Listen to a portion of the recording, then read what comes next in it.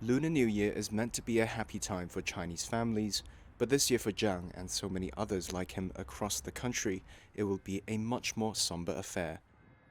For the 66-year-old Beijing resident has lost 3 of his close relatives and a close family friend to COVID-19.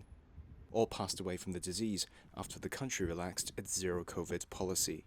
One of them, an aunt, was infected whilst being treated in a Beijing hospital for another long-term illness. The hospital tried to move her from one building to another one, and 2 days later, she passed away.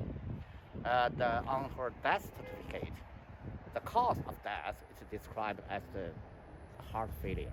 By official definitions, that doesn't count as a COVID-related death. The lifting of restrictions in China after widespread protests against them in November has overwhelmed hospitals and funeral homes across the country and dampened the mood for festivities. There's no holiday mood. People are suffering. People are so anxious. And people going to drugstores, medical facilities, hospitals, clinics, tried as hard as they can to get what they need. That is the reality. And it is sad. After global criticism of its coronavirus data, China on January 14th revealed nearly 60,000 people had died in hospital since it abandoned zero COVID in early December.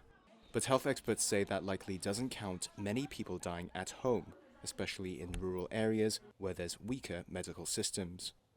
The worry is that mass migration for Lunar New Year will bring another surge in cases, as hundreds of millions of Chinese return to small towns and rural villages from urban areas.